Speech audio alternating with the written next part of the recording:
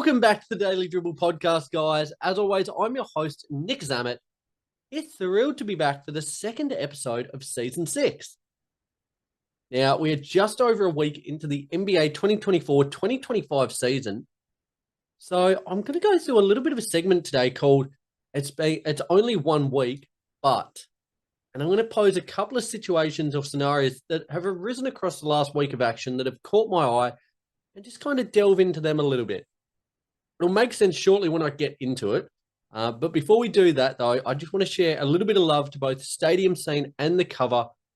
Both those networks continuing to showcase my work here at the Daily Dribble, as well as a whole host of other content creators in and around Australia, New Zealand, the US, and Canada.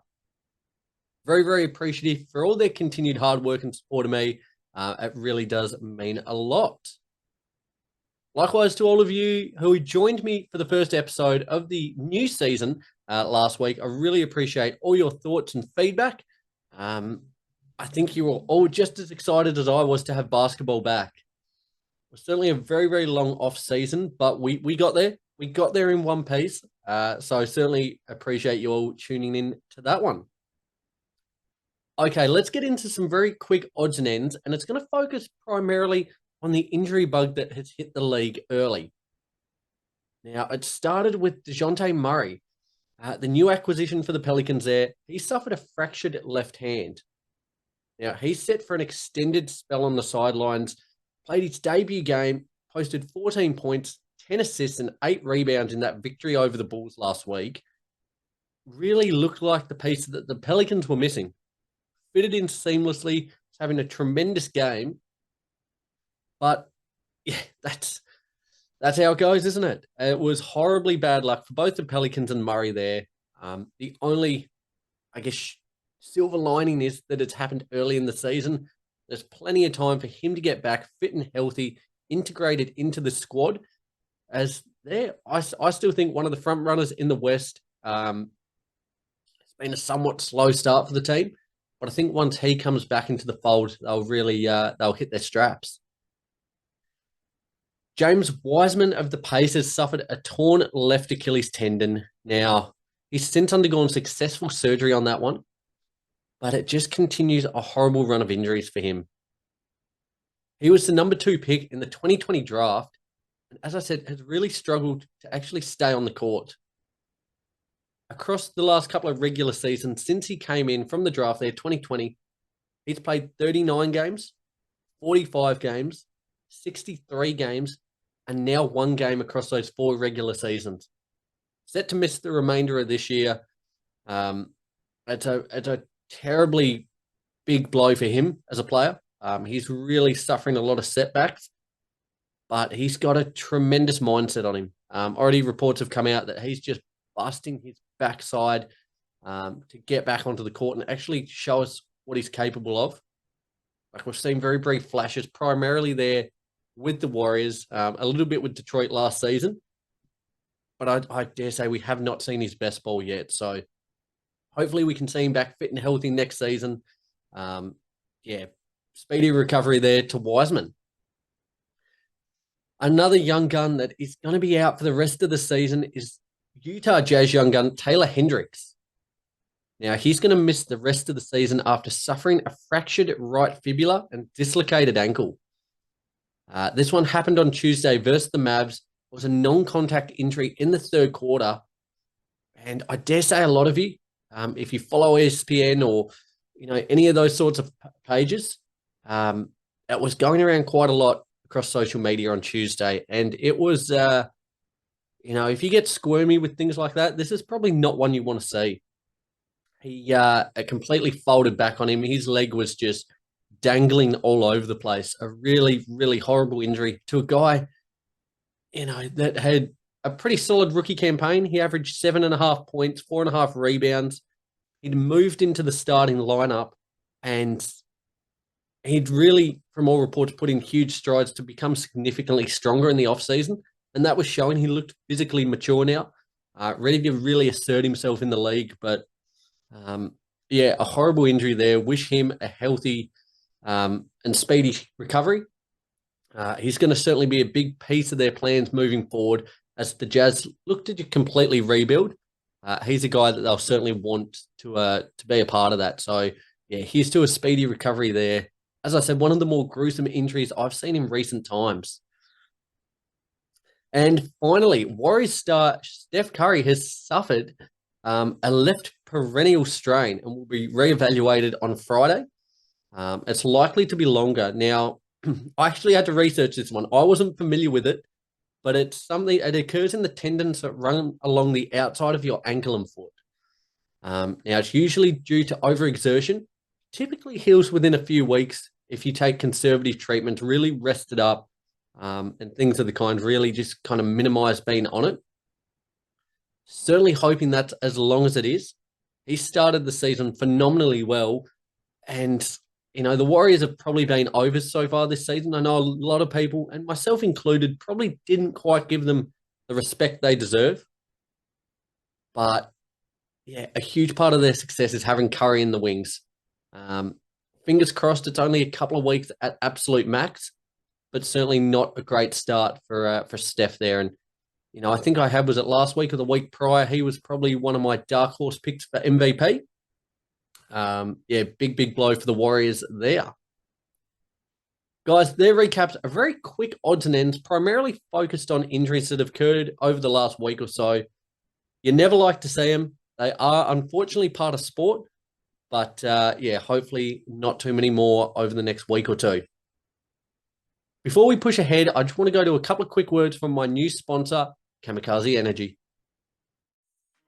Hey guys, just Nick here from the Daily Dribble podcast. Just wanted to share a little bit of love to my new sponsor, Kamikaze Energy. Now, I've never really been one for energy drinks. I've never seen the benefit of them. I've never felt the effects. I've never actually thought that they tasted that great. That was until I came across Kamikaze Energy.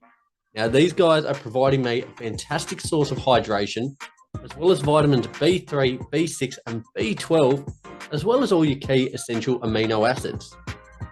Now, at the moment, I'm doing quite a bit of prep, another marathon coming up soon. Pounding the pavement, they are ensuring that I'm performing to my physical best. Now, if you want Kamikaze Energy to fuel your next adventure as they are fueling mine, be sure to go to the link in any of my bios, any of my social media channels. Use that code CAMIDRIBBLER to check out to get 15% off your next order. Guys, you don't need wings when you have Kamikaze Energy. Go check them out. Okay, guys, this is a little segment I've dubbed It's Only 1 Week, But. Now, I've essentially written down a couple of points that have stood out to me. It's only a week into the season, so read into them what you will. But they're things that have caught my eye across the opening week of action. As always, would love to hear your thoughts, what I got right, what I got wrong. Let me know on all the socials, Facebook, Instagram, YouTube, Twitter, and TikTok. Would love to hear your thoughts. Be sure to subscribe wherever you listen to the show, whether that's watching on YouTube or listening via Apple Podcasts or Spotify.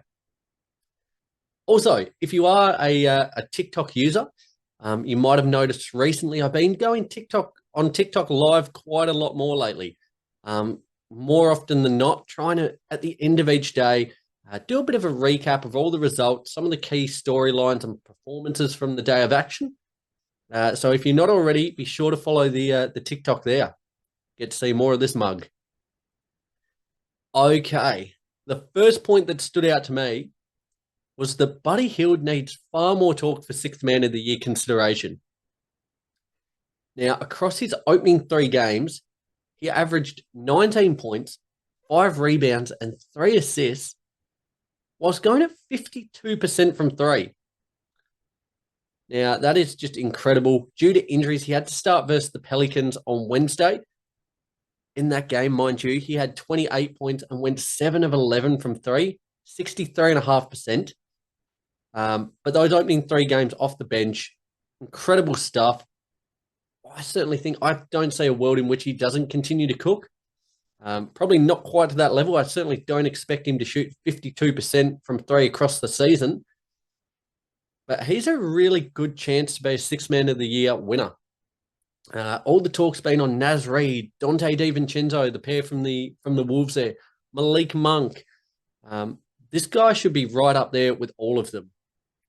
It's such a weapon having probably the two best three-point shooters in the league at your disposal in Hield and Steph. They're the splash buddies.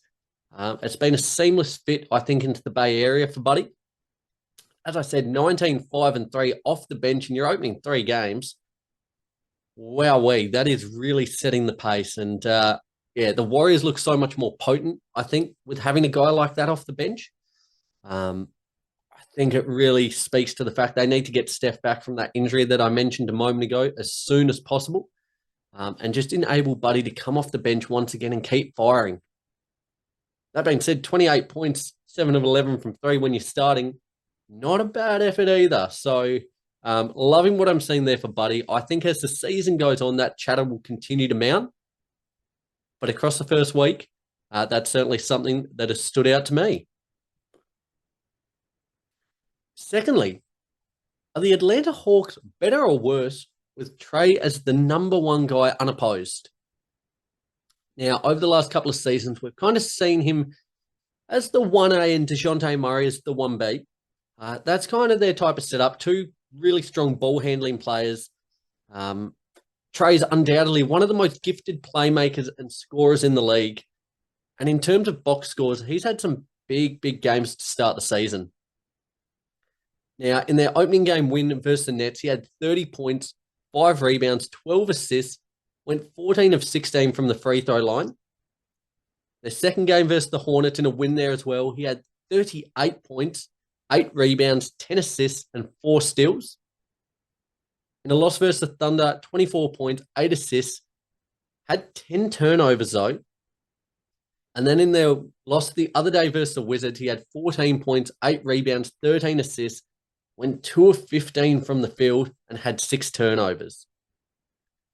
Now, I find this one really hard. I personally think they are better without Murray.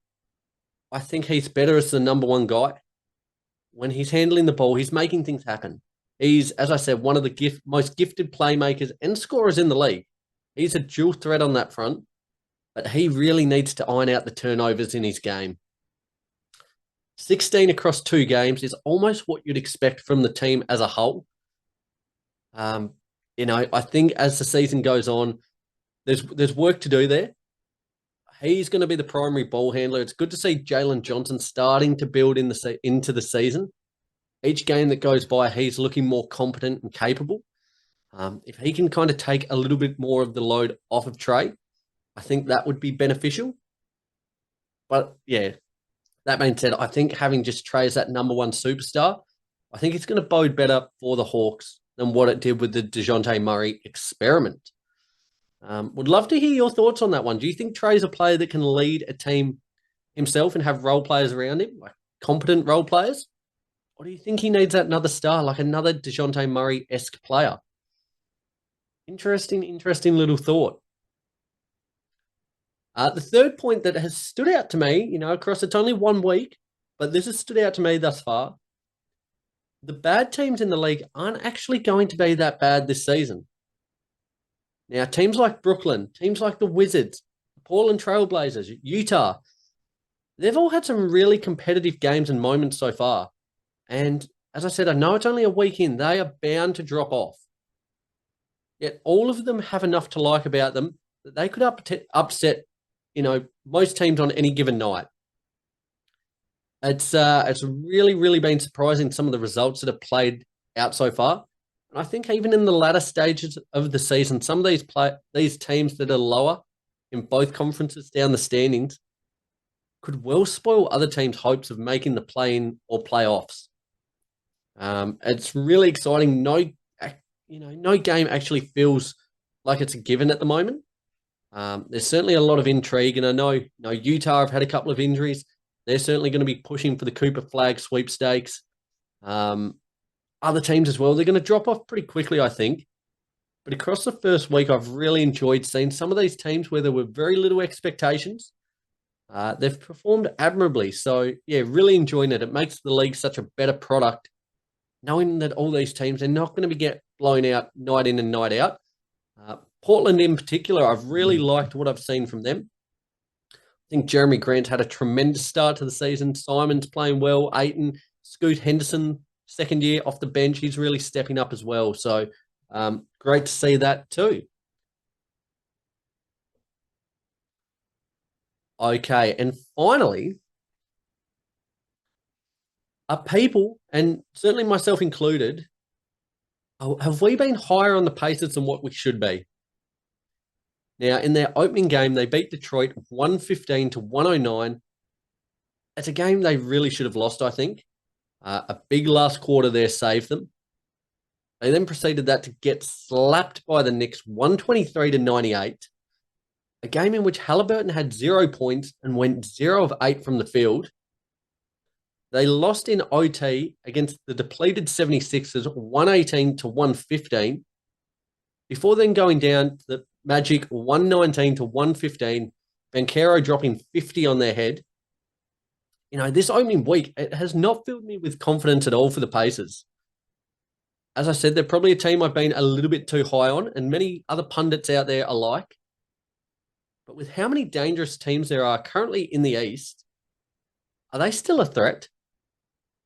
I really don't know. You know, if you look at the lay of the land at the minute, you've got Boston, you've got I still think the Bucks are competent. You've got Philly once they get Embiid, once they get Paul George back, they're going to be up there. The Knicks, the Cavs, the Magic, the aforementioned Magic, the Heat. You know, you don't want to discredit them out completely. There's a lot of teams there in that logjam at the moment that I think are probably better poised than the Pacers. And it could be jumping to conclusions. It's only a week in, but it's been a very uninspiring week. 1-3 on the week they are. As I said, they could very easily be 0-4. They did not deserve to beat the Pistons. You know, I think they're in for a potentially long year, coming down to earth a little bit. They didn't really make any off-season moves, whereas a lot of other teams around them, you know, made additions. They've gotten better. Whereas the Pacers look a little bit stagnant to start the season. I don't know how far they'll go this season, to be fair. But they've certainly got a lot of work to do. The opening week, it's certainly not been encouraging. Guys, there you have it. There are 4 little points that have stood out to me across the opening week of NBA action for the 2024-2025 season. Would love to hear your thoughts on those. What stood out to you? What did I get right? What did I get wrong? I'm sure I've missed things, but these certainly stood out to me. Just finally, I want to go ahead to my MVP of the week. Now, this is something I'm hopefully have music for this in the next week or two. Getting music rights is a nightmare, so we'll have a nice little intro opener for this segment, hopefully. If you're a long-time listener of the show, it used to be dubbed Hero of the Week. It's now MVP of the Week, essentially shining a spotlight on a player or a team that's really kind of stood out to me across the week. My first MVP of the week is Paolo Banchero of the Orlando Magic. Now, the Magic have had a fantastic week. They've started 3-1 on the season, which is fantastic in itself. Banchero, though, has started the season playing like an MVP candidate. Now, he's averaged 28.5 points, 9.3 rebounds, 6 assists, a block a game, and all whilst doing it at less than 2 turnovers per game. In their win versus the Pacers on Tuesday, he dropped the season's first 50-point game. He had 50 points, 13 rebounds, 9 assists, 1 steal, 2 blocks, and went at 61.5% from the field. An absolutely startling performance there from one of the league's youngest and brightest prospects. He became the second youngest player in NBA history to have a 50, 10, and 5 game. He did it at 21 years old and 351 days. To the surprise of no one, he came in only behind LeBron James, who did it at 20 years and 80 days old. It's absolutely incredible stuff. Incredible start to the season for both the Magic and Banchero. And I think if the Magic can will themselves to a top 4 to 5 seed, Banchero's going to be a real legitimate MVP chance. Keep your eyes peeled on him. Keep your eyes peeled on the Magic. They are must-watch TV at the moment. They're playing a really exciting brand of basketball offensively, whilst also being one of the league's better defense-minded teams. Loving what I'm seeing from him. I don't know, is it maybe because Orlando's not that sexy a team? It's not that sexy a market. They haven't had a lot of success over their history. Is that why Banchero doesn't get talked about with these young stars like Edwards, like Luka, those other big household name players? I'm not sure, but I think over this season, he's going to make a believer out of a lot of people. So Banchero is officially my first MVP of the week. As I said, looking forward to doing this week in and week out, shining the spotlight on these players or teams that have stood out to me. As I said, hopefully have some music in the next couple of weeks. If you know, or if you've got any little music setups, would love for you to reach out. Getting the music rights, it's one of those things that people don't tell you about when you set up a podcast. Getting a hold of it is very tedious, time-consuming, causes a lot of headaches, but we will endeavour to get it done. Guys, appreciate you tuning in and week out. I hope you enjoyed this one, hearing my thoughts on the opening week of action. I'll be back to do it all again next week. I'm sure it's going to be an absolutely barnstorming week of NBA action on and off the court.